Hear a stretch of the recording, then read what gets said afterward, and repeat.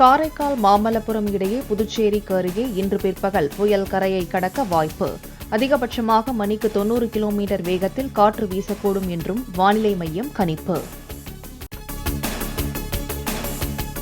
சென்னை மற்றும் புதுச்சேரியில் இருந்து 210 கிலோமீட்டர் தொலைவில் மையம் கொண்டுள்ள ஃபெஞ்சல் புயல் நாகப்பட்டினத்தில் இருந்து 230 கிலோமீட்டர் தூரத்தில் புயல் மையம் கொண்டிருப்பதாக வானிலை மையம் தகவல்.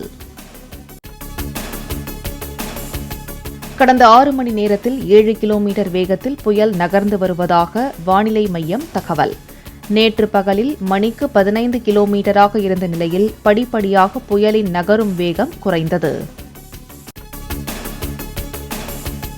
ஃபெஞ்சல் புயலால் சென்னை அருகே உருவான மேக கூட்டங்களின் முப்பரிமாண காட்சி சென்னை வானிலை ஆய்வு மையம் வெளியிட்டது.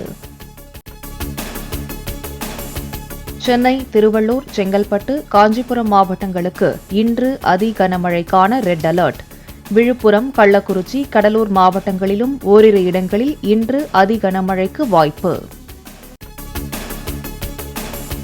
ராணிப்பேட்டை, திருவண்ணாமலை, வேலூர், பெரம்பலூர் மாவட்டங்களில் மிக கனமழை பெய்யும் என வானிலை மையம் தகவல். அரியலூர், தஞ்சாவூர், திருவாரூர், மயிலாடுதுறை, நாகப்பட்டினம் உட்பட 9 மாவட்டங்களுக்கு ஆரஞ்ச் அலர்ட். மயிலாடுதுறை, கடலூர் மாவட்டங்களில் இன்று மணிக்கு 90 கிலோமீட்டர் வரையிலான வேகத்தில் சூறாவளி காற்று வீச வாய்ப்பு. நாகப்பட்டினம், திருவாரூர், தஞ்சை, புதுக்கோட்டை உள்ளிட்ட மாவட்டங்களில் அதிகபட்சமாக 70 கிலோமீட்டர் வேகத்தில் காற்று வீச வாய்ப்பு. சென்னையில் இன்று மணிக்கு 70 முதல் 80 கிலோமீட்டர் வேகத்திலும் இடையிடையே 90 கிலோமீட்டர் வேகத்திலும் சூறாவளி காற்று வீச வாய்ப்பு. செங்கல்பட்டு, திருவள்ளூர், காஞ்சிபுரம் உள்ளிட்ட மாவட்டங்களிலும் சூறாவளி காற்று வீசக்கூடும் என வானிலை மையம் எச்சரிக்கை.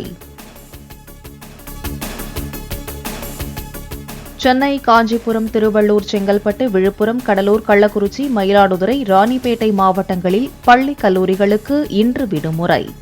மாணவர்களுக்கு சிறப்பு வகுப்புகள், தேர்வுகள் போன்றவற்றை நடத்த வேண்டாம் என தமிழ்நாடு அரசு அறிவுறுத்தல். ஃபெஞ்சல் புயல் எதிரொலியாக சென்னையில் மாநகராட்சி கட்டுப்பாட்டில் உள்ள 871 பூங்காக்களை மறு அறிவிப்பு வரும் வரை மூட உத்தரவு. வண்டலூர் அறிஞர் அண்ணா உயிரியல் பூங்காவுக்கும் இன்று விடுமுறை அறிவிப்பு. புயல் கரையை கடக்கும் நேரத்தில் OMR, ECR சாலைகளில் பொது போக்குவரத்து தற்காலிகமாக நிறுத்தப்படுவதாக அறிவிப்பு. சென்னையில் கடற்கரைகளுக்கு பொதுமக்கள் செல்ல தடை விதித்து உத்தரவு. ஃபெஞ்சல் புயலால் சென்னையில் இரவு முழுவதும் விட்டு சாரல் மழை. கனமழை வெள்ளத்திற்கு பயந்து ராயபுரம் மேம்பாலத்தில் கார்களை நிறுத்தி வைத்த பொதுமக்கள். ராணிப்பேட்டை, திருவண்ணாமலை, வேலூர், பெரம்பலூர் உள்ளிட்ட 9 மாவட்டங்களுக்கு இன்று மிக கனமழைக்கான ஆரஞ்ச் அலர்ட். திருப்பத்தூர், தருமபுரி, சேலம், நாமக்கல், திருச்சி உள்ளிட்ட 8 மாவட்டங்களில் ஓரிரு இடங்களில் இன்று கனமழைக்கு வாய்ப்பு.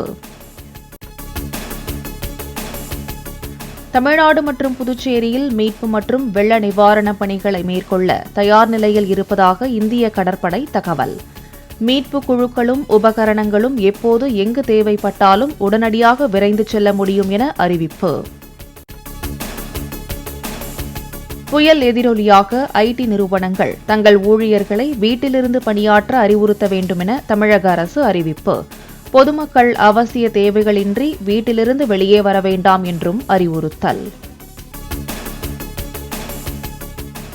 உயரமான இடங்களில் பொருத்தப்பட்டுள்ள கிரேன்கள் மற்றும் உபகரணங்களை அகற்றுமாறு கட்டுமான நிறுவனங்களுக்கு மாநில பேரிடர் மேலாண்மை ஆணையம் அறிவுறுத்தல். புயல் எச்சரிக்கையை அடுத்து விளம்பர போர்டுகளையும் இறக்கி வைக்குமாறு உத்தரவு. புதுச்சேரியில் ஃபெஞ்சல் புயலின் கண் பகுதி கரையேறும் என்பதால் முன்னெச்சரிக்கை நடவடிக்கைகள் தீவிரம். புதுச்சேரி கடற்கரை பகுதிகள், கடற்கரை சாலை உள்ளிட்ட அனைத்து சுற்றுலா தலங்களும் மறு அறிவிப்பு வரும் வரை மூடப்படுவதாக ஆட்சியர் குலோத்துங்கன் அறிவிப்பு. சென்னை உள்ளிட்ட 7 மாவட்டங்களில் தொடர் மழை மற்றும் புயல் காரணமாக நீர்நிலைகளை ஒட்டிய இடங்களில் மிதமானது முதல் அதிக வெள்ளம் ஏற்படும் அபாயம். தாழ்வான பகுதிகளில் வசிக்கும் மக்கள் எச்சரிக்கையுடன் இருக்குமாறு பேரிடர் மேலாண்மை ஆணையம் அறிவுறுத்தல். சென்னை பல்கலைக்கழக தொலைதூர கல்வி திட்டத்தின் கீழ் நடைபெற இருந்த தேர்வுகள் டிசம்பர் 14ஆம் தேதிக்கு தள்ளி வைப்பு.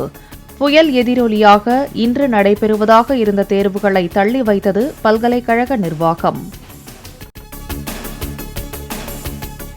வங்கக்கடலில் உருவாகியுள்ள பெஞ்சல் புயல் காரணமாக தரங்கம்பாடி கடற்கரையில் 10 அடிக்கு மேல் சீறிப்பாயும் அலைகள். ஆபத்தை உணராமல் அலையடிக்கும் கடலோரம் புகைப்படம் செல்ஃபி எடுத்த சுற்றுலா பயணிகள்.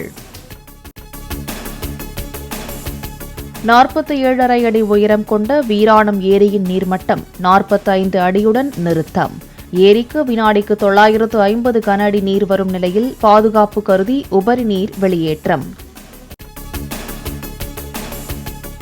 மகாராஷ்டிராவில் தேர்தல் முடிவுகள் வெளியாகி ஒரு வாரமான நிலையில் புதிய முதலமைச்சரை தேர்வு செய்வதில் நீடிக்கும் இழுபறி. ஏக்நாத் ஷிண்டே இன்று மாலை முக்கிய முடிவெடுப்பார் என சிவசேனா தலைவர் சஞ்சய் ஷிர்சட் தகவல். ரேஷன் அரிசி கடத்தல் புகாரை தொடர்ந்து காக்கிநாடா துறைமுகத்தில் படகில் சென்று ஆய்வு நடத்திய ஆந்திர துணை முதலமைச்சர் பவன் கல்யாண். கடத்தல் மாஃபியாக்களால் நாட்டின் பாதுகாப்பிற்கே ஆபத்து ஏற்படும் எனவும் கருத்து.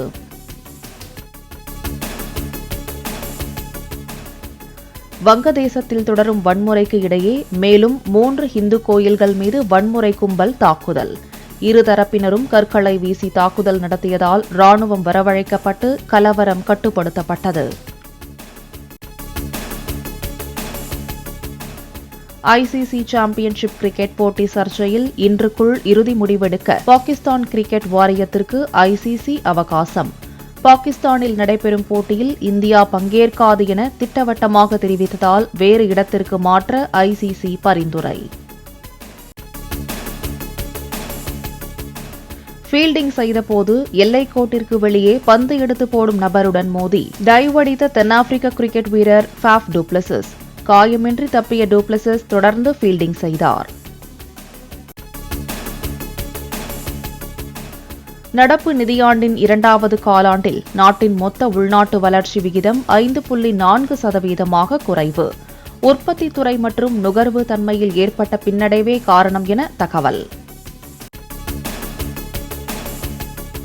ஆட்சி அதிகாரத்தில் உள்ள திமுக சொத்து வரி உயர்வில் அதிமுக மீது பழி போட்டு தப்பிக்க முயற்சிப்பதாக எடப்பாடி பழனிசாமி குற்றச்சாட்டு. ஆட்சிக்கு வந்தால் சொத்து வரி உயர்த்த மாட்டோம் என பொய் வாக்குறுதிகளை அளித்து மக்களை திமுக ஏமாற்றியதாகவும் பேட்டி. திருப்பூர் மாவட்டம் பல்லடம் அருகே ஒரே குடும்பத்தைச் சேர்ந்த 3 கொல்லப்பட்ட வழக்கில் விசாரணை தீவிரம். ராமநாதபுரம் மாவட்டம் சாயல்குடியைச் சேர்ந்த நபரை பிடித்து விசாரிக்கும் போலீசார். சிறைத்துறையில் ஆர்டர்லி முறை முற்றிலும் ஒழிக்கப்படும் என சென்னை உயர்நீதிமன்றத்தில் தமிழக அரசு உறுதி. காவலர்களை வீட்டு வேலைக்கு பயன்படுத்தும் அதிகாரிகள் குறித்து விசாரித்து அறிக்கை தாக்கல் செய்ய டிஜிபிக்கு உத்தரவிட்டுள்ளதாகவும் விளக்கம்.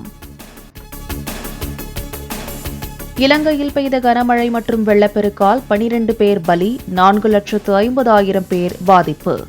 ராணுவம் மற்றும் போலீசார் மீட்புப் பணிகளில் தீவிரம். ருமேனியா அதிபர் தேர்தல் முடிவுக்கு எதிராக ஒரு தரப்பினர் போராட்டம். மறு வாக்கு எண்ணிக்கை நடத்த அந்நாட்டு நீதிமன்றம் உத்தரவு.